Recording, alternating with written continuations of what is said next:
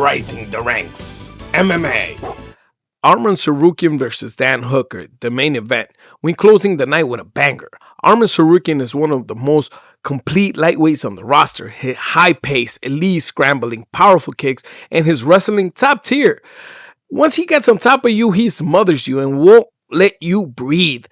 He got that Hamza Chimaev feel to him. Now, Dan Hooker is a veteran. He's a sniper. He got long-range weapons, vicious knees, and that one-shot counter on his right hand that can end careers. He's durable, tough, and when he gets comfortable, he turns fights into wars. The key to the victory is Tsarukyan needs the pressure. He needs to chain wrestle and push Hooker backwards. And he gets on top early. I think he can take control of the fight and make it a long night for Hooker. Now, Hooker needs to stop the takedowns and stop them with the knees, with the punches, with the hooks, with the uppercuts. He needs to stop when he shoots and make this into a striking battle.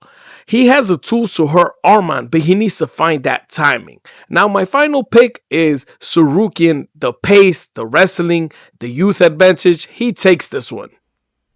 Now the co-main event, Belal Muhammad versus Machado Garry. This is going to be a good one. Two of my favorite fighters. Belal is the definition of pressure cardio. He's an ex-champion. He has non-stop volume. He can really push you to the cage, has that cage control, push you to the ground, and got good ground and pound. He can shut his opponents down quickly, man, if he makes this ugly. Now, Machado Garry is flashy, clean, he's technical, he got good footwork, he got kicks, he got sharp straight punches, he got good takedown defense, but if he gets clipped, he tends to go back a little bit and struggles when he's going back. Now, Belal needs to use his wrestling, try to get this on the ground, and pressure Ian all 3 rounds. Now, on the other hand, Ian needs to stop all the takedowns, remain this standing. I'm unsure about this one. I got Belal Muhammad, the experience, the pressure, and the wrestling angle. I'm going with Bully on this one.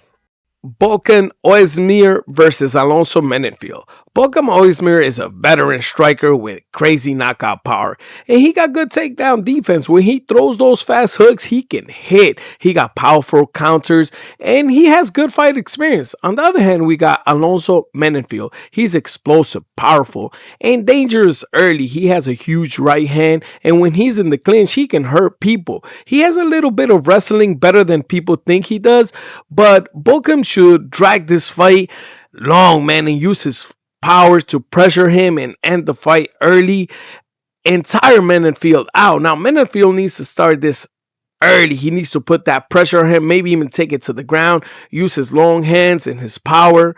Now, my final pick is, this is a hard one, but I'm going with Volkan. Just the power, the better cardio, and he can withstand heavy pressure, man. Now we got Jack Henderson versus Myktybek Orolbai. Jack Henderson is a veteran with dangerous grappling, strong tap game, and submissions. He's a long-range striker, man. He has experience. Experience will be a big weapon on this one. Now, Orolbai is a young, explosive, powerful wrestler with nasty pressure. He likes to drag fighters down and smash them with his ground and pound. Man, he's still green at his level, man. He has to mature. Now, Henderson needs to show his experience here and show that his wrestling is overall better than anybody. And he's coming down a weight class, and Orolbai is moving up a one. So this is going to be interesting. And I'm looking at Henderson to take this one just because of his wrestling, and this might be a sub. This is going to be a crazy one, though. Waldo Cortes-Acosta versus Shamil Gaziev. Yo, this is going to be a crazy one. Waldo comes in a 3-day notice and made weight. Waldo Cortes is a boxer with fast hands and a proven strong heavyweight that can jab, that can throw clean punches, and that can counter. He was an ex-baseball player, so imagine what he can do with that hand. And he has a solid chin and stays composed. Now, Shamil is a monster early. He has that big power, strong grappling, and dangerous stop control. And he has a good ground and pound, but his cardio tends to fade off in the later rounds.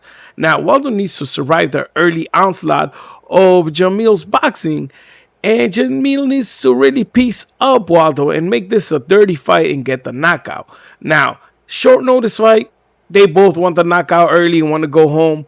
But I got to go with Salsa Boy Waldo Cortes-Acosta. He got the better cardio and the better punching. Now we got Tagir Ulanbekov versus Kyoji Horiguchi. Tagir brings that classic Dagestani wrestling from Khabib's gym. He's strong. He has strong top control, top game, and bottom game. He has a sharp, straight punches and can really make this fights dirty. Now, Horiguchi's a legend. He's coming back to the UFC. He got speed, movement, karate entrance, kicks. He got championship experience. He has beat Kaya Sakura, and he has really done an impact on this weight division, but he's right now on the older side as he's a little bit more weathered, but his chin has been touched in the recent years, and Tagir wrestling can slow him down. I think my final pick is Tagir Ulanbekov just because he's more hungry. I'll say they're about the same age. That's the UFC Doha breakdown. Quick, sharp, straight to the point. Let me know you guys' picks. Comment below. Hit that like button, subscribe, and stay tuned because Rising the Ranks MMA is just getting started. See you after the fights. We are rising the ranks. Rise together.